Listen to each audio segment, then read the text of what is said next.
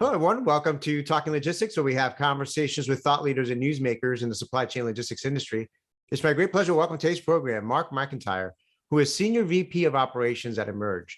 And today we're going to talk about how technology is transforming transportation procurement.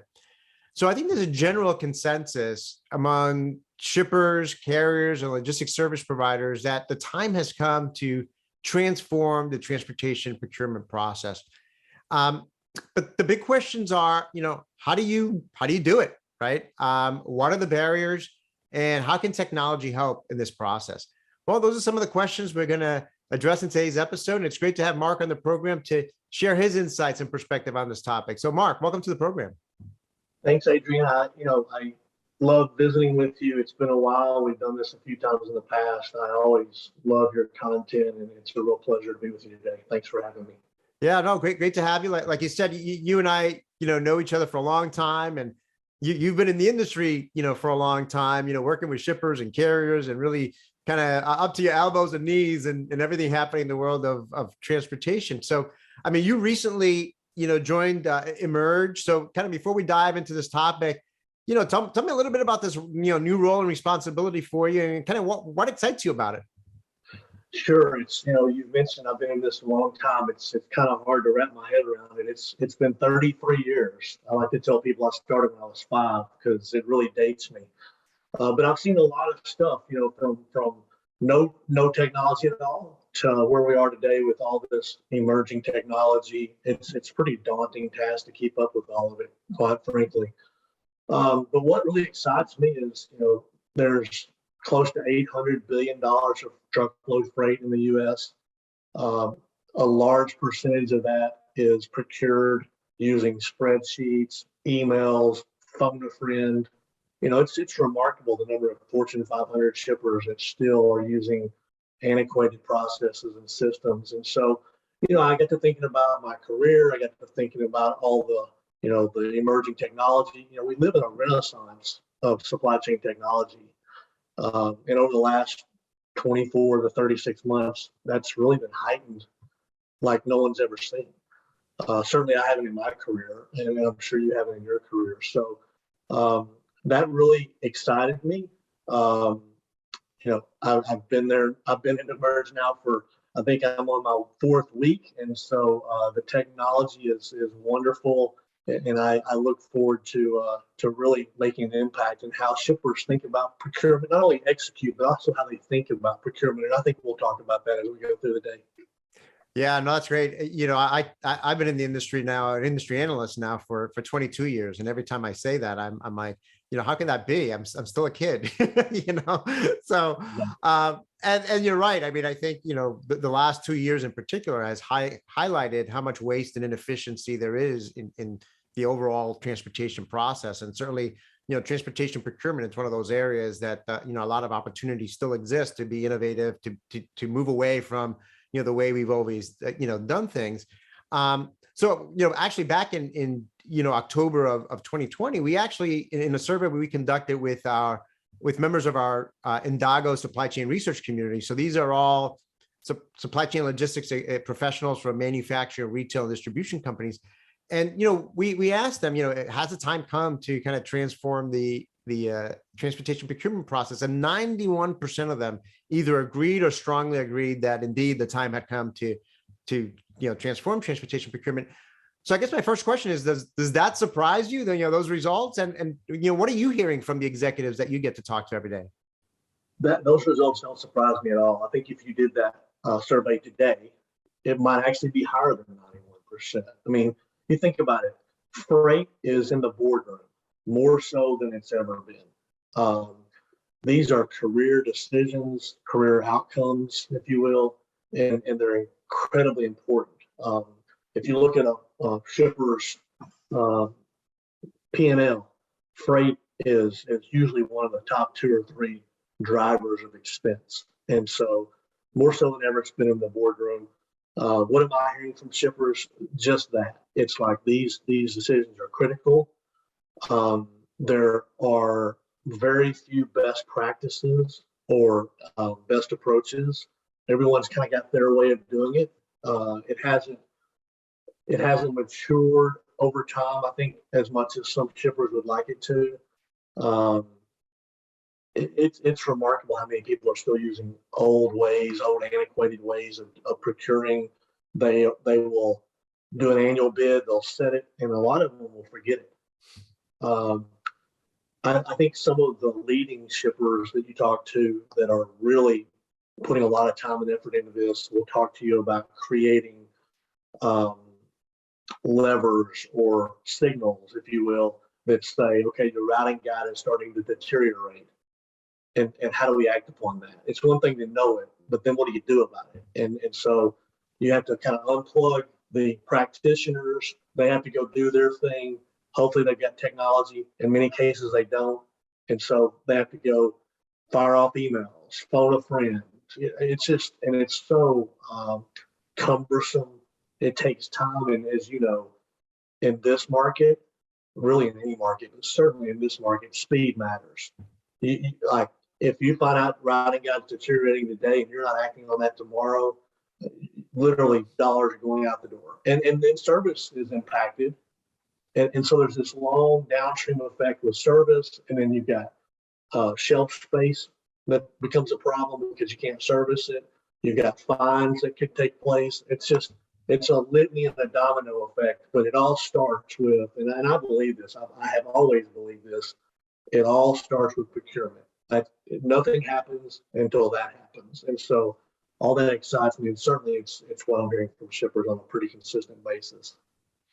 Yeah, a lot of great points there. I mean, I know that, to echo what you said early on is that, more than ever before, if you listen to quarterly financial reports from any Fortune 500 company, you're hearing the CEO and the CFO talking about freight costs and transportation costs. And, like you said, this has always been, for many companies, particularly like in food and beverage and other industries, freight has always been a large component of, their costs. But certainly the last 2 years with all the spikes in transportation costs, both, capacity, contracted freight and certainly in the spot freight market, that has elevated it to the CEO, the CFO, and those conversations are starting to, happen, more and more. And then, you have, the ripple effects, right? That what happens, you think that, procurement, it's almost like you're recruiting the team, right? And you're recruiting, your partners.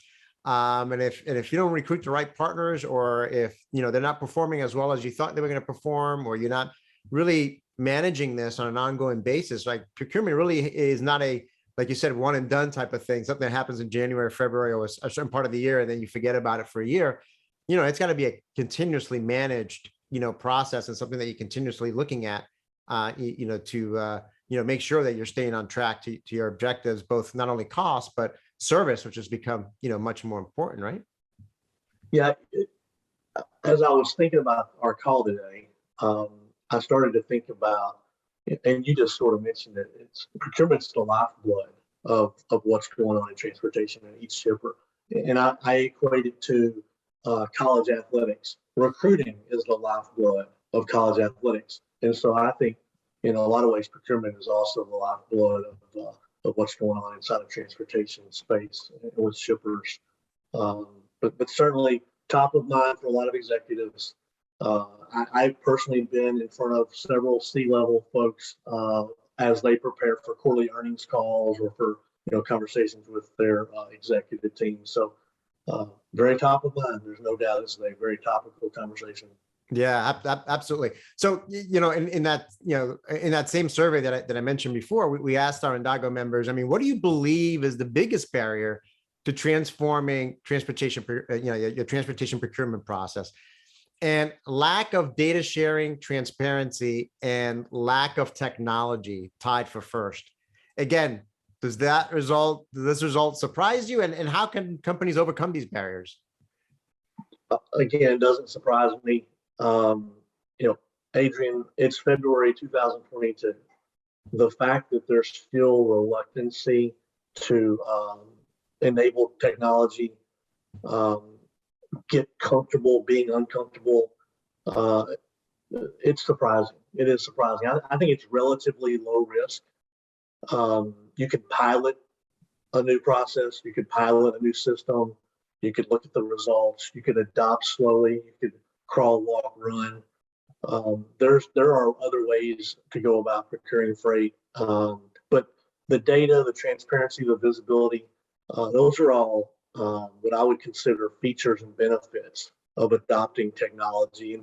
And there's a lot of large multinational shippers that are still using um, processes they were using 15, 20 years ago. And you know, there there's a lot of technology out there, and sometimes I've told teams of mine along the way, and I would certainly encourage shippers. Sometimes you got to get uncomfortable. Uh, you got to get comfortable. Sorry, being uncomfortable, and I think you're seeing more of it, but it's not pervasive. Yeah, I mean, we're not in the 1980s anymore. We're certainly not in the 1990s anymore, and you can argue that even the mid 2000s, it's a very different environment right now. And certainly a lot has progressed over that time period on the technology front that continues to help companies overcome some of these hurdles, and while also minimizing the risk, right? Because it used to be, from a technology standpoint, it used to be, hey, if you had to implement any kind of enterprise software solution, you were talking about, if you go back to the 90s, it was $1 million license fee and $2 or $3 million in implementation costs. And, this is all before software as a service and web services and all these, modern technologies were available today. So certainly the hurdles were very big and the risk was relatively high back then. People were talking about, big bang implementations and everything else. We're in a very different environment today with technology, which again leads me to my next question. I mean, how ultimately is technology transforming the freight procurement process, and does it go beyond having a transportation management system? So to your point, there's a very low cost of entry. The risk is also pretty low. I don't necessarily think you have to be invested in a TMS in order to procure well and using technology. You could do that. Certainly, there are TMSs out there that have the ability to plug you into their module, their processes, and you can do procurement through their systems. But there's also a lot of other options where you can either integrate into your TMS or you don't have to have a TMS. I don't think they're mutually exclusive. And so when I think about all of that, I think about what would you get if, let's just say you're invest in a TMS. You've got all this investment, you can't unplug for whatever reason. If you introduced a new process, new technology for the procurement piece, what would you get? In many cases, you would get more of a network effect. You would open up the viewfinder to a larger capacity of untapped capacity. A lot of shippers will invite their 20, 30, 80 carriers to a bid. And that's the only people that see the bid. And by the way, those are the same people that have seen the bid for the last decade. And what will they even bid? Like, what's the percent of participation? And you see it kind of going lower and lower each year because they have a lot of options. So with new technology, you can open up that viewfinder to thousands and thousands of carriers that you could vet. You could get them into your profile, and you would have options from a capacity standpoint that you've never had before. I've traveled around a lot, as you know. I've sat in front of a lot of shippers, and a lot of them have annual carrier strategic summits. And it's always been interesting to me when you go to those events, there's usually 8 or 10 carriers in the room. Usually 6 or 7 of them are the exact same carriers that you'll see tomorrow at a different shipper and the next day at a different shipper. Like, it's the same 6 or 7. And then they usually have 1 or 2 strategic brokers. And the brokers would tell you, we're going to aggregate and give you, a visibility, or we're going to give you capacity that you can't because we're going to aggregate. Well, that's good, but you lose visibility to the underlying carrier, and you've introduced some risk there. In a marketplace, and a marketplace that is enabled by technology, you've given all that visibility to so much optionality that doesn't exist today. And you don't have to say, hey, give me 10,000 new carriers to bid. You might say, give me 500. And you may only use 10 of them at the end of the day. But there's 10 new carriers that can provide capacity. Many of them are niche carriers or small, mid-sized carriers that you wouldn't have had the ability to touch in a former bid. So there is so much value in finding true network effect in a marketplace um, that just doesn't exist in so many networks today. Um, and going back to the, going to these meetings and it being the same carriers over and over and over, and you know, are those truly strategic partners? And in some cases, they probably are, but are all of them? I would challenge shippers to think about that. Yeah, no, a lot of great points. I've been a big fan of the network effect, and I've been writing about the network effect in supply chain and in transportation in particular for quite a number of years now. And I think technology has gotten to the point right now where you're seeing it bear fruit. We see the network effect. Yeah, I always tell folks, well, we see the network effect every day in our personal lives, whether it's with LinkedIn or Facebook. And the way we have, you make a single connection, you have access to literally millions of other people, millions of other work colleagues or potential business partners, where we can communicate. It's a much more scalable way to reach and communicate and transact on those platforms. And it's the same thing here in a kind of a business environment, and particularly here in transportation. And what you mentioned is right on target, I think, because that's what I hear a lot from shippers that have kind of moved, that are kind of leading the way in this area. It's like, hey, you know what? We've never had really that access to that long tail of carriers to be able to have visibility to their capacity, have them have visibility to our freight, to be able to remove friction from the process in terms of being able to quickly get a cost and quickly be able to tender a shipment. And a lot of it is not so much in addition to being able to have access and visibility to that capacity and to that freight from a carrier standpoint.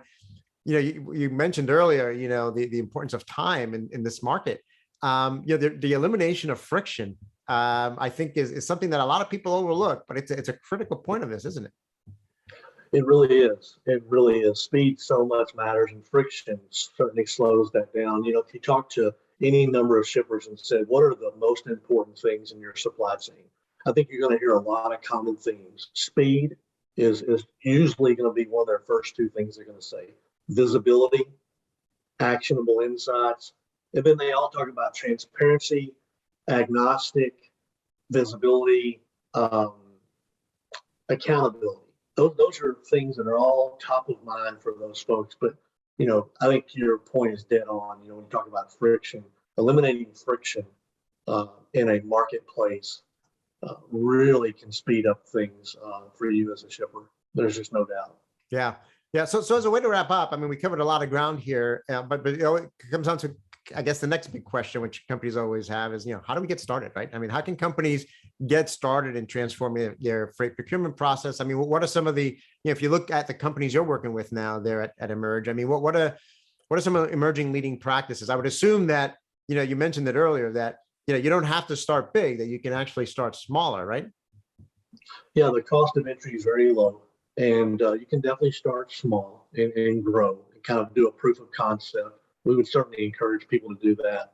The things I think about when you talk about emerging leading practices, think through optionality, think through broadening your viewfinder, bringing more untapped capacity into your viewfinder. I think in the long run, it's going to help you.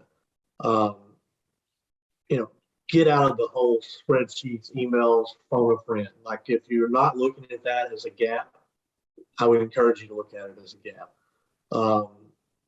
Don't put out a bid annually, set it and forget it.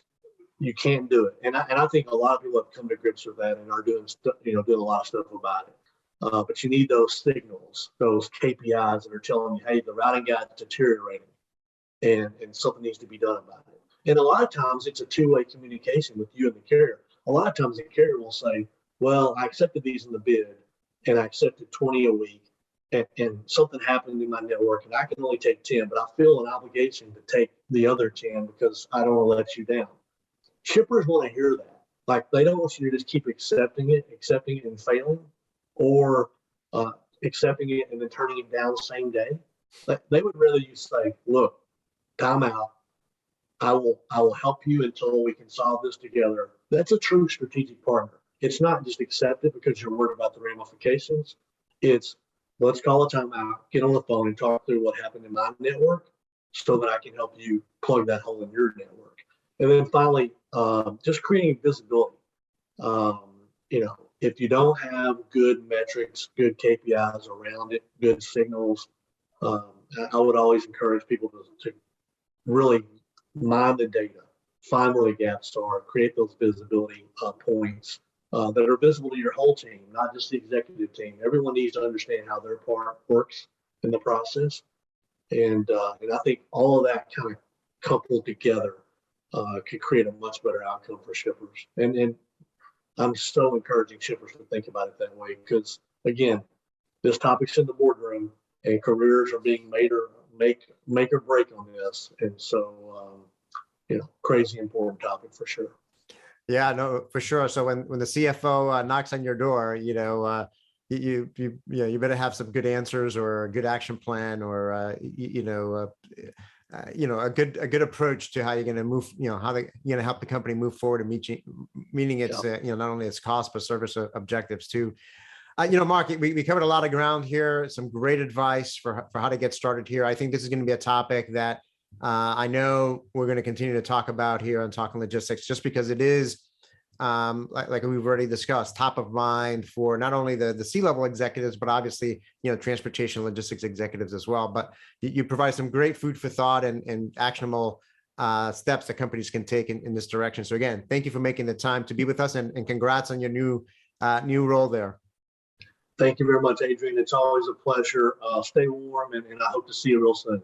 Absolutely. Absolutely. I want to thank those of you that joined us today. If you're watching this episode on demand, either at the Emerge website or on Talking Logistics, and you've got a question or a comment for Mark, you can post it there, and I'm sure he'll be more than happy to respond via that medium. Again, thank you for joining us, and look forward to seeing you in a future episode of Talking Logistics. Have a great day.